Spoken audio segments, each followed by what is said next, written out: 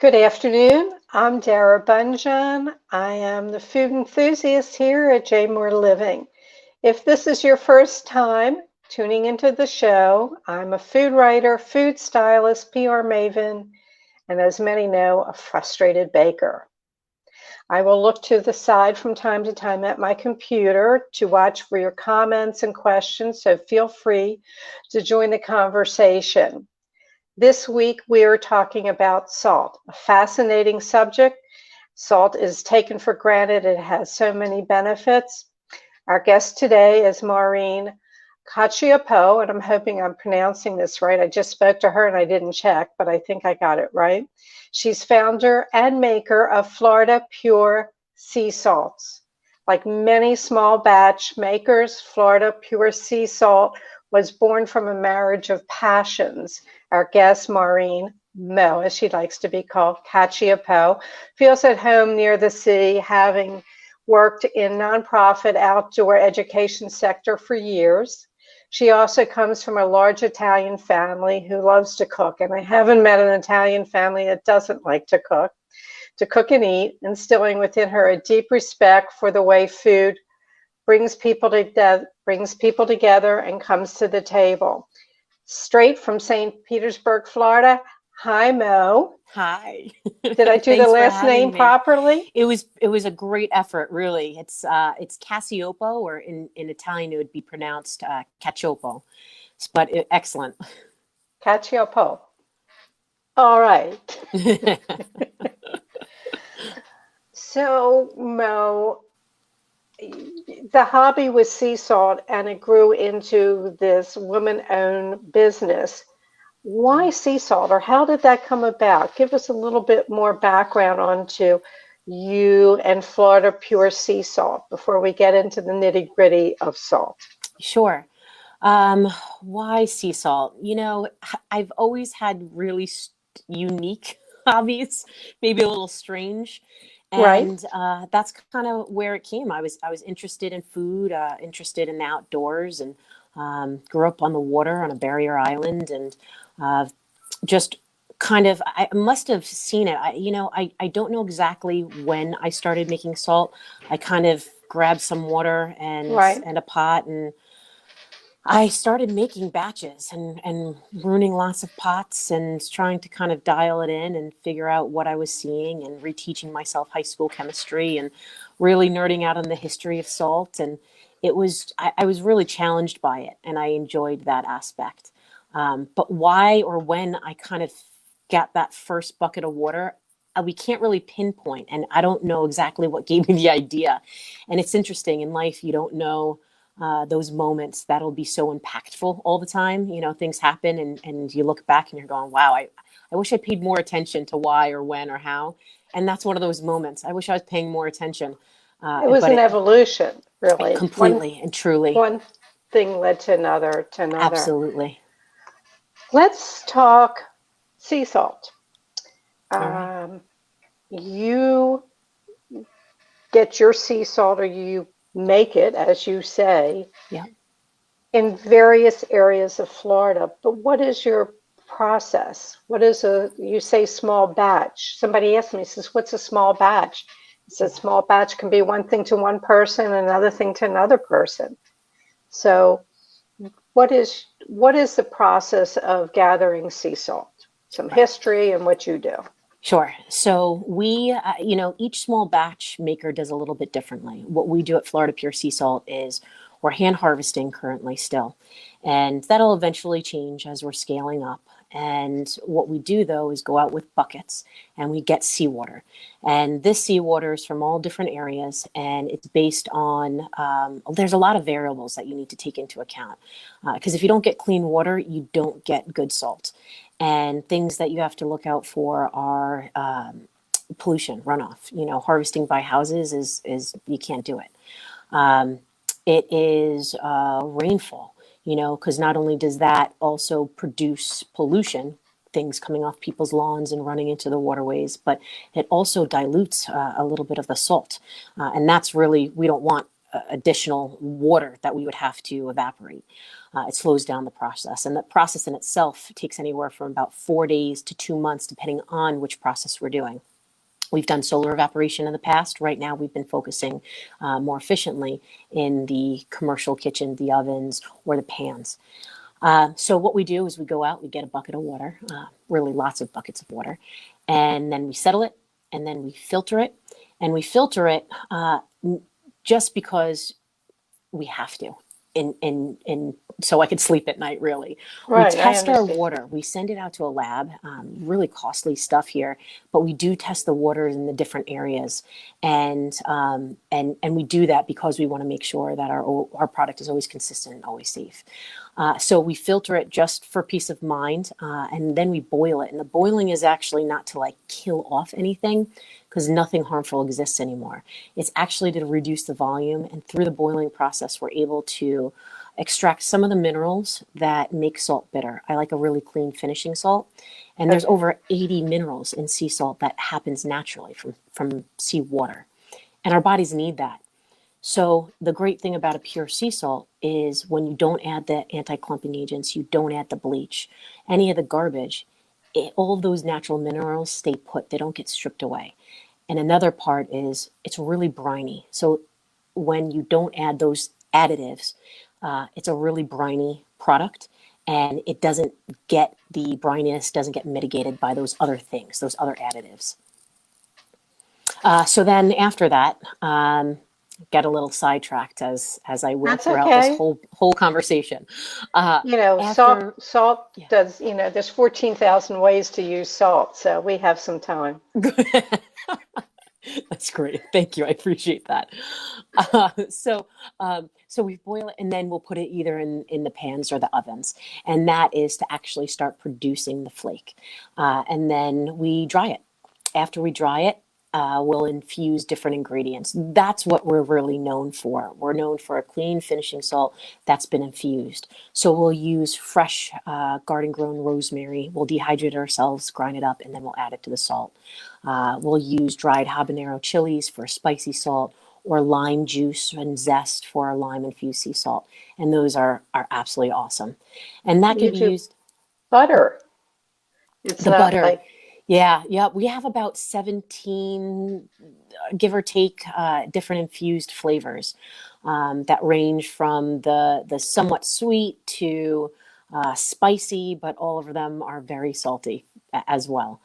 well, considering the base. It's interesting that you use the black garlic, and that is a fermented garlic. And to tell people, if you've not had black garlic, it's sort of sweet, licorice tasting. And I don't like licorice, but I like the black garlic. It's very tasty. Yeah, Use notes of lavender. balsamic. It's the black garlic is phenomenal. And it's, we have a garlic infused sea salt, which is our best seller. And that is means it. It is garlic in flavor. Black garlic does taste nothing like that. It's a real deep, savory, balsamic umami type of flavor that goes well with pork roasts and hard-boiled eggs in the morning. It's delicious. Let's see. I have a note here. Let's see. Our particular bacon, rosemary, lemon, etc., visible in the infused salt. So, can you repeat that one more time? Are particles of bacon, rosemary, lemon visible in the infused salt? Definitely, except for the bacon. So we don't actually use bacon. It's a vegan friendly product. So we are just playing off the flavor profile of bacon in our maple bacon infused sea salt. But yes, you'll definitely notice all of our salts are different colors because of the ingredients that we're infusing to it, whether it's the lime or the garlic or the rosemary. Salt is such a we as humans cannot exist without salt. Absolutely. Hmm. We need it to live. Yeah. And salt has such a rich history. Mm. And I know that you're a history buff. And one of the things that I always remembered from working at Vans, that between salt and pepper, both of them were as valuable as gold. Yeah. And the Roman times, the people got paid in salt. And Italian, it's sala, is pronounced, and then the French, salary. But the root of the word salary comes from the word salt. Right. Do Right. I get a gold star for that You, one? I think, can be called a history buff as well. Okay, okay. And I remember in peppercorns that at the docks they would sew the sailors' pockets closed so they couldn't stick the peppercorns in their pockets. Is that so? Yes, Huh. yes, because they would get you get paid in peppercorns, or you get, it was whatever your weight was, it was as valuable as gold. And pepper was used uh, to cover some of the saltiness because people were using salt. So let's talk about salt and the mystery of salt. It puts moisture in, it pulls moisture out. It makes things float. It crisps things. Uh, how does it know? How does it know? I have no All clue. magic. It's It's magic. chemistry, at the root of it. It's a really basic process of making salt. It's time and salt water and heat, and it's really basic. It's a lot more detailed when you're making a really good salt. But talking about salt and the process and the history, and how in India, Gandhi's salt march was really about freedom. And they were really, by making salt, which was illegal to make, right? So the government said, you cannot make salt, you have to purchase your salt through us. And they were taxing it and keeping the people down, really was the intention of that, to control the people. And they're going, this is ridiculous, we have water all around us, we should be able to use salt. And as you referred to, a lot of times back then, salt was used for food and curing and keeping themselves safe because they didn't have the refrigeration. Right. So the salt march was incredible and started with Gandhi, and over 100,000 people, 80,000 people were arrested when they walked down to the water after weeks of traveling and gathering people as they went from village to village.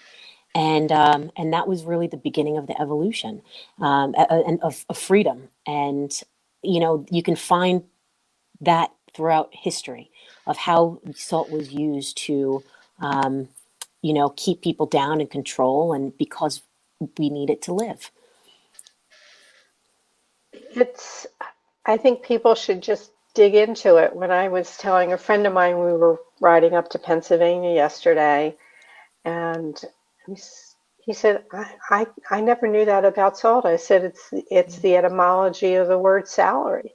Yeah. Came from salt because people got paid in salt. Yeah.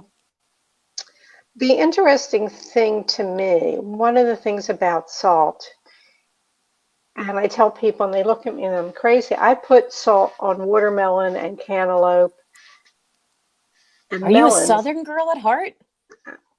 I'm That's a below the big. Mason-Dixon line. I might have Oh, been born in Pennsylvania, but I've lived my whole life below the Mason-Dixon there it line. is. Okay. And salt on melon makes it sweeter. Yeah. And people look at me. I said, no. I said, try it. If you have a watermelon, who's a genius when you tap on a watermelon and you go like this? You never know what you're getting with a watermelon. You can look for the yellow spot and all the Yeah. different things, but you can come up with a lame watermelon. But if you put some salt on it, Yeah. it sweetens it. So, folks, if you've not done it Yeah. and you have that honeydew or cantaloupe that's a little lame, just put some Florida pure sea salts on it. That's it.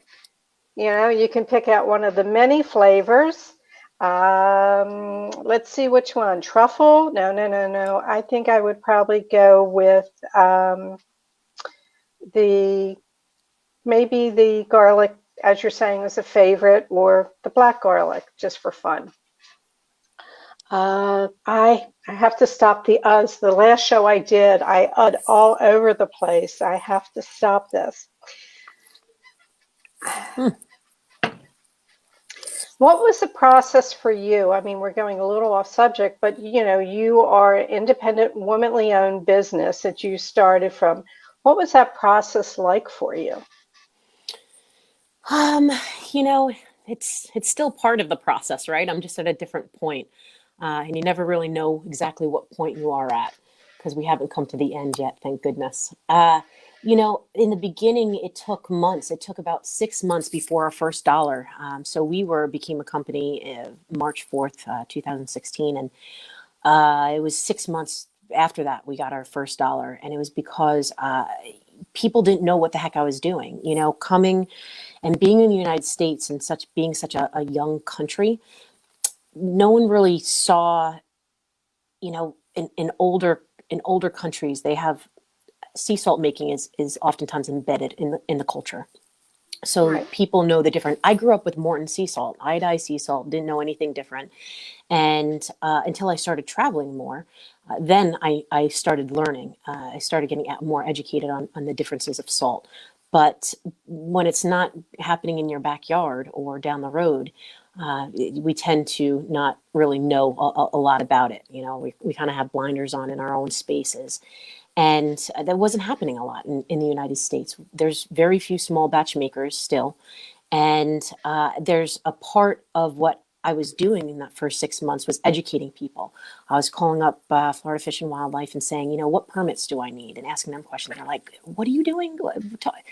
We have no idea what you're doing. Tell us more about this. And they're saying, no, it's okay with us, but you may want to check with, these folks over at this department. And I'd call them up and say, hey, so-and-so from Florida. And this went on. And every time it was going, what? The other person on the phone was going, what are you doing?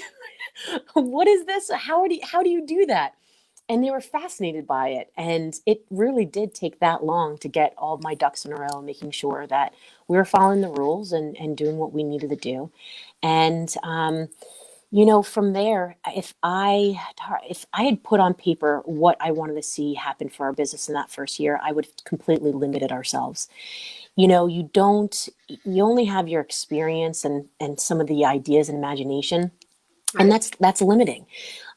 When more people enter the picture, and in this case, it was the community of St. Petersburg and Tampa Bay, that unbelievably supported us from day one, and wanting to know more of what we did and why we were different, and really opening up their arms to small makers. And I feel so fortunate living in the area that we're living in right now at the time we are, because they are such a supportive community to local makers.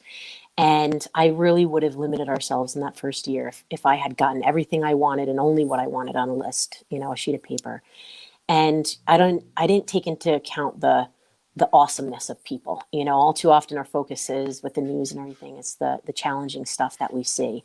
But really, and especially small makers in this community, I know so many other communities throughout the United States, they really stood behind us and they supported us, especially this last year, right? I sure didn't put my goals in and say, let's have a pandemic. What You does that look didn't. like? No, it wasn't me. It wasn't my fault. But what I learned through a lot of stepping back in this last year and having the time to do it, because I've been running forward and really had little time to process my experience over the last 4 years. And the last year allowed me to do that. And one of the things I noticed was those decisions, those hard decisions that we made in year one and year two, especially when it came to budgeting, those hard choices that we made were the absolute best choices, because it allowed us to we dropped the fourth quarter of 2020 by more than 75%. So that was huge. Obviously, we took a huge hit financially, but what we did in that first year of planning and saying, we're going to be smart about this, we're going to build our base, and we're going to build it so thick that nothing can take us down, was the only thing that got us through what we just came out of, or what we are coming out of. I'm hearing the word we. Who else is involved? Yeah, so I say we a lot, and I think I know it's to sometimes take the focus off of myself and I Okay. probably should get a little bit better. However, I have a phenomenal family and a support system. And from the get-go, I needed absolute approval from my wife to be able to do something like this and quit my job and know that we weren't going to be making money in the first couple of years. So she has been tremendous in that support, and my extended family has been wonderful. And one of the reasons that we kind of stepped back and we said, maybe this hobby could be a business, is because I was leaving the state a lot for work and outdoor education, and loved it. It was an absolute passion of mine, and we just couldn't get on with family goals. And we said we either had to redefine our goals or we had to change something else. And we thought maybe at that point that this hobby could make some money. And no small batch maker will ever be rich from the way I see it, financially, but it is something that I am still now, almost 5 years later, absolutely passionate about, and employing people, and really learning about myself in tremendous ways. And you can't put a price tag on that. No, if I were to say, where do you want to see yourself in 5 years? That question has always stressed me out, even as a child. I'm sorry. I that's so funny. It's I and I don't know why it has. So maybe because it's so restrictive in certain ways, and Okay. also it's so grand. I know that there's things that were in my frame in the first 6 months of what we wanted to Right. achieve, and we have not achieved those yet. So we are getting darn close, though. One of the grounding principles of what we do here at Florida Pure Sea Salt has been education. When people come on to become salespeople for us through our farmers markets or events and shows, it's a sales position, but we always say that it's sales through education. We have an opportunity and a responsibility to share with our community why we do this, what we do, and how we do it differently, and why it can benefit them and their families. Another Awesome. piece to it is the nonprofit sector. So we donate each year to all different nonprofits. This year has been our biggest initiative yet, which is Salts for a Cause. And folks can find it on our website. And we've chosen 11 causes. And it could stem from animal advocacy to protecting our waterways, and breast cancer awareness, strong communities. And then we found local and global nonprofit organizations that support the cause. We have these gorgeous labels, and by purchasing those salts, 20% of the purchase price go directly back to the nonprofit. So it could be the Nature Conservancy, it could be Tampa Bay Healthcare Collaborative, Surfrider Foundation. So all sorts of different nonprofit organizations that know exactly what they're doing, and that money goes to them throughout the entire year. We're doing a year-long fundraiser for them.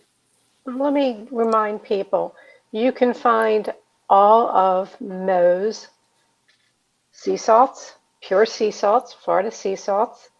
It's called floridapureseasalts.com, and everything is up on the webpage, and you have nice gift packages and samplers. And I like the packaging. I think this blue that you wear, the light blue, Thank you. it does talk the ocean. It says water. It says, Thank you. I think with the graphics you saw, I put like just sounds of the sea behind it, just to promote. Thank you. So, and they'll see a Salt for a Cause label, and then you can pick the one that you want to support and buy the salt. You can, and there's certain areas salts, they're very limited batches. It might have come from, I can't remember the names, Tallahassee, St. Petersburg, where you got the salts from. And then all the infused flavors on the salt. What I want to tell people is, when you're boiling water for your pasta, don't use your expensive salts in there. Use the kosher salt. And somebody they didn't realize it. And I talked to them, I said, when you have salt, when you have like kosher salt, there's a difference between diamond kosher salt and Morton's, the flake is a different size, but because it's large, when you use sea salt, kosher salt for a quick thing, you have more control. It's the same thing with the sea salt. The flakes are bigger, they're more controlled. We were talking earlier before we went on air, the considered the premium sea salt is Fleur de Sel from Brittany, which is harvested from the top of the water. So the flake is different on that. Am I correct, Mel? It's a little bit more, it's still a flake. Usually they're a little bit smaller flakes and a little bit more delicate. Right. And then from the bottom of that comes the Celtic gray or the Cell gray. And if you're at home and you have these different salts, if you really want to know, line up first your iodized table salt, which I'm not even sure I have anymore. Good. Right, because it's got so much stuff in it and it isn't good, and you don't want it. But if you have that and you have your sea salts, taste them side by side. Put them on your tongue, get the crunch, and you can see the difference. The Hawaiian sea salt is red due to the clay beds that it comes from, but it also picks up the minerals. But just sea salt, when you're handling salt and you're seasoning, when it's a bigger flake, you hold it above your food and you go like that, and it's more controlled for those who don't do much cooking. I'm just trying to set it up. And I joked with you earlier, but there are like 14,000 uses of salt. It's used, if your pan's greasy, you put it in the pan, and with a paper towel, you wipe it up and it catches the grease. If you want to know if your eggs are fresh, you put it in the water. Salt makes things float. Think of the Dead Sea and the people floating because of all the salt. Let's see, what else? What are some of the other crazy things that salt does? It'll stop a grease fire on your stove. So you might not want to use the expensive sea salt for that. Not that you care. You have a fire on your stove, you use anything you can. Right.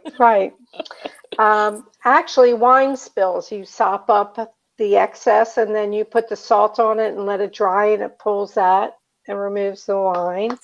I'm trying to think, makes water boil at a higher temperature. And I'm looking, somebody says here, if I put sea salt on the fruit, it tastes salty. And let's see. Okay, so we're talking about some sea salts are more delicate than the others and some are flakier. Let's see.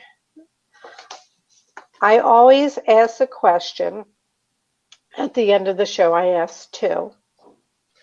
And one is, what was your ultimate culinary fail? It doesn't have to be salt. It's just. Culinary fail. I can give you a list of ones. I can sit here. I'm trying to. I think it would have to do with salt making, and failure is my idea is like I fail at something pretty much close to every day, and that's great. I want to fail because it means I'm trying new things, and if I'm great at everything, it's I'm telling myself a story because it's just not possible. So failure doesn't scare me anymore, and it's probably because I'm getting older, and I had this last year to reflect on lots of things, Dara. But it's I think what I perceived though as failure early on was, ruining all the pots that I ruined, and just made terrible batches of salt. And I remember going to the east coast of Florida, so it's maybe about 3.5 hours away. This location, I was probably even further, maybe 4 or 5 hours, visiting some friends, and I brought a couple buckets, and I was like, cool, I'm going to harvest some salt from water from this area and make some salt in the solar house. And this is when this was all a hobby. And so I got the water, and I put in the hoop house, which is just like a mini greenhouse. And it was in the summer, so the humidity saturates the air down here in Florida, and it takes even longer to dry out. And after 2.5 months, I started harvesting these incredible crystals. They were dense, they stacked on top of each other in the chemistry process of salt. And they were so cool looking. And I tried it and they were disgusting. They were terrible. And now the whole process from start to finish was about 3 months. And I was so pumped to have my first regional salt. And I was going to share it with my friends who I'd visited over there and all these grand places. And it was disgusting. And I'm going, why was it disgusting? And I started thinking back to the process. And I looked at some of my notes. I was taking notes all the time because I wanted to get better at this. And I realized where I harvested was an outgoing tide where a ton of boats were. And it tasted like motor oil, this stuff. And I was like, whoa, okay, now I'm seeing that's something really important. This was one of the best mistakes I could have made. So best failures to have. And I think that was a the learning big one. process. Yeah. Yeah.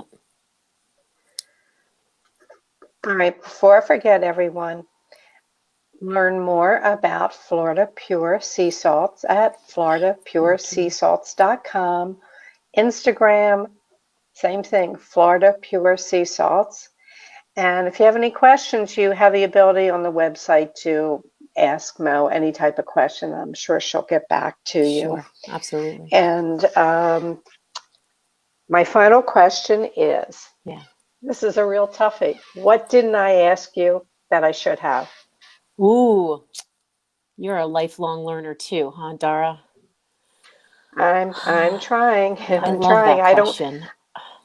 I want the show to benefit the people listening and to benefit the person who spent the time being on the show. So if there's something that you want people to know. I think there's probably two things. One, when we're talking about the iodized salt, and I kind of was like, get rid of it, people don't realize a lot of the time that iodine doesn't happen naturally in seawater and sea salt. And that was added later on because there were some health issues in the United States once the packaged food industry came about. People weren't getting enough iodine in their diet, and there were birth defects happening because of it. Iodine happens naturally in some foods, eggs. There's a whole list. You can Google it of how you can get iodine. So, iodine doesn't happen naturally is I think a really cool fact that not everyone knows. And the other thing is one of the best compliments I can get, I feel like, as a maker, as a human being, is when people purchase our salts and choose to share it with their family and friends. I think that is the most beautiful thing because it's about connection, right? Food is the thread that connects us all. And for me to have the opportunity to connect in that way, and you using us as a tool to connect with people, I think is fantastic. Well, that's a good answer to a question I didn't ask. Mo, it's been a pleasure. I wish you all the best and continued success. And I hope people check out floridapureseasalts.com and look at the gift packages. And she's got cute T-shirts and there's clothes, and check it out, folks. Thank you. Thank you again for taking the time to be on the show. Thank you for Only the invitation. best. And I will move on to my little announcements here. Thank you, Mel. Very good. Bye. Thank you. Bye. Everyone, I am now, as things are opening up in the Baltimore area, at the end of the show, I'm going to start talking about the Baltimore restaurants and who's reopening or what is opening and what is new. So let's see. I have it written down because, only 2 megs of RAM up here. Restaurant openings this week. New restaurant, Kung Fu 12 Szechuan restaurant opening in Galleria Atrium in Lutherville. Was supposedly opened yesterday.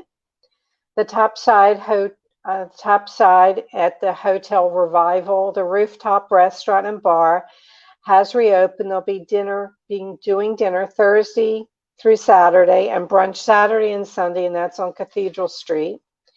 True Chesapeake restaurant at Whitehall Mill is reopening, and they will be open, I think, Wednesday through Saturday, 4:30 to 10 p.m., and Sunday brunch 11 to 3.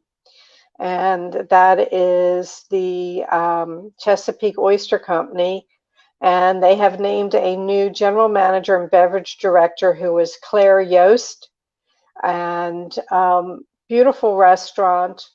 It was a shame everything shut down. I think they had been open about 4 months, just getting all kinds of accolades. So, folks, get out there. I've been doing it more. The weather's nice. We have our shots. Go and enjoy being with people more and support the restaurants that support us at all times. Excuse me, I feel like I'm going to cough. I'm going to try to suppress it. I am not going to be here next week. I'll be returning on April 29th. Forgive me. On April 29th, my guest is going to be Tony Scotto, the CEO of THB Bagelry and Deli. Let's try this again. THB Bagelry and Deli. Everything you wanted to know about bagels, but we're afraid to ask. I love it when you share the show with your friends and family, so please continue doing that. You've helped the show grow. The show will automatically be up on the Facebook page, J Moore Living, once the show is over. And then on the jmoreliving.com's page, it'll be up there in a couple hours on YouTube. You can reach me on my social, which is at Dara Cooks. You can email me at food@jmoreliving.com. And if you want to send me notices, a restaurant opening or something special that's going on in a restaurant, feel free to send it to food@jmoreliving.com. And I'm going to try to, every show, at the end of the show, talk about what's happening in the Baltimore, D.C. area with restaurants. So, as I like to end the show, wear your mask, get your shots, stay safe, and may your plates always remain full. I will see you in 2 weeks. Stay well. Thank you for tuning in, and take us out on your walks.